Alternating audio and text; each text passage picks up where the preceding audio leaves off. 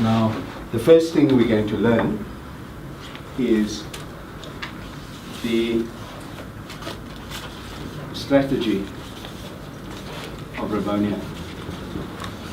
And that will include law,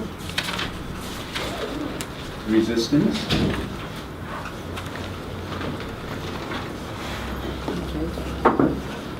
and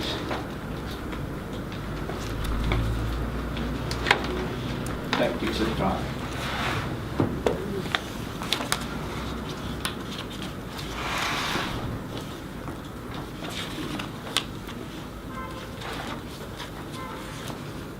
Tactics in trial.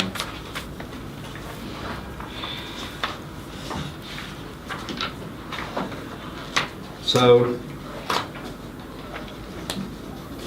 all of you would have learnt, or most of you, except the comrades who couldn't make class on that day, would have learned from Mandisa about the suppression of the Communism Act, which was passed in 1950.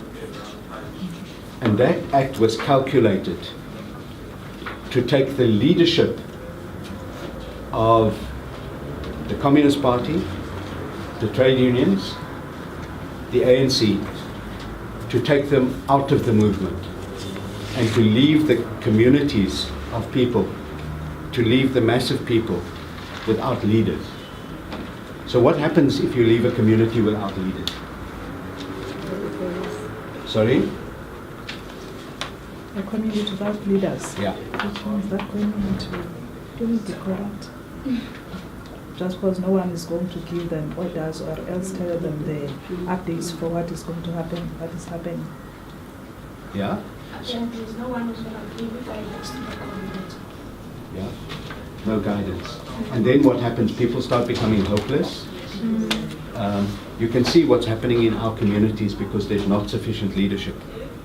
People will just go throw stones and burn things when they're angry. Yeah. And then the massive people, because that would be a minority of people, the massive people will become hopeless. They won't have hope. So the aim was, with that law, to take the leadership out of the movement. And as a consequence, you'll remember in 1955, we had the treason trial as well, which took the movement's leaders out of the movement for more than a year. Because when you're on trial, you have to attend every day, you have to sit in jail. It's like the commission. And if you have 156 people, it takes a long time. So the suppression of the Communism Act, right? The suppression of the Communism Act was designed to take the leadership out of the movement. And when it introduced when they introduced the 90-day clause, so that did two things to take leaders away. Do any of you remember what it did to take leaders away? It could put people in jail for up to 90 days and renew it for another 90 days and so on. But it could also ban people, right? So it banned Solly Sachs, who was a great trade union leader, a really great trade union leader. He was the first person banned. And he was banned because he organized people like my mother who were clothing workers and kept them in a union, that had white working class women, white women who were working as clothing workers, together with African and colored and Indian workers, kept them in a union that was working together. And the National Party didn't want that. So they banned him to take leadership of the union away, so that that union could break up and they could take the white women away from other women and introduce apartheid properly in the unions.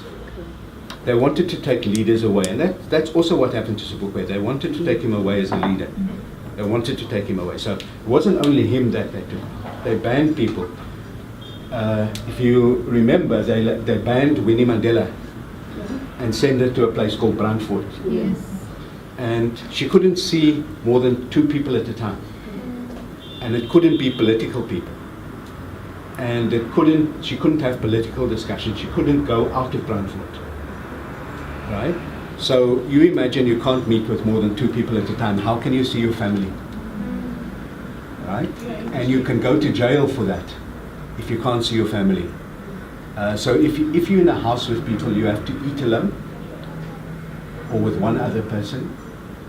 If you go out, you can go to church, but you must sit alone. And the church can't be far away. So those sorts of things. That's how they took leaders out. That's what happened to Solly Sachs. Sometimes they added house arrest. And what does house arrest mean? You have to stay at home, don't have to go out. You cannot go out of your house. Exactly. So that's what they did to people. And our duty today is to remember that happened in our past. And we can't go back there. We must avoid at all costs any attempt to take away the freedom that we have. Exactly. And that freedom is now being taken away in places like England, in places like America, where the laws that we had in the 1950s, 1960s, 1970s, and 1980s, those laws are being introduced, have been introduced in those countries, where they can house arrest someone, where they can keep someone in jail for a long time without contact.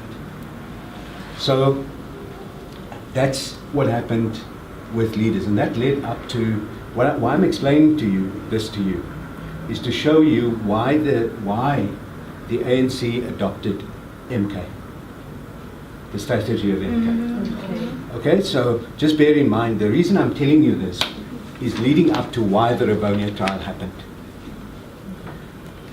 The second thing that could happen to people, and I explained that before, was the 90-day detention law. So it was the 90-day detention law together with the banning orders that could take people away from communities. No one of you, I think Neliswa knows Jack. Jack Lewis, yeah. He was my first boyfriend, right? He was banned from 1977 to 1981 or 82, I think, 82.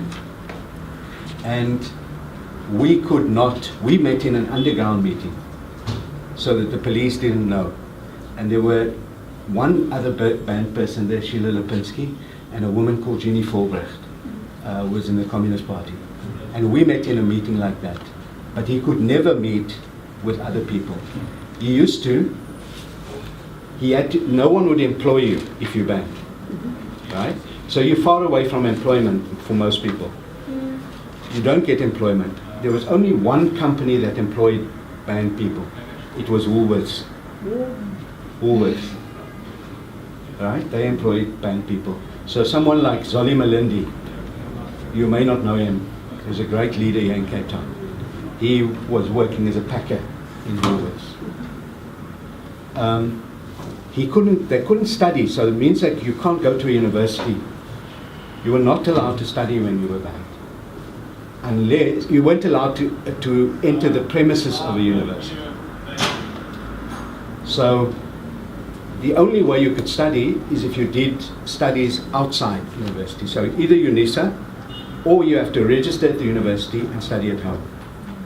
And Jack already had an honours degree, so he did a PhD.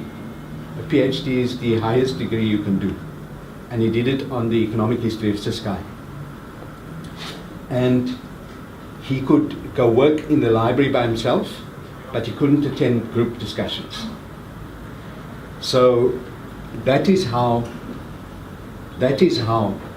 people who were banned suffered. But he didn't suffer as much as, say, someone like Winnie Mandela suffered, or Zolly Malindi suffered, you know?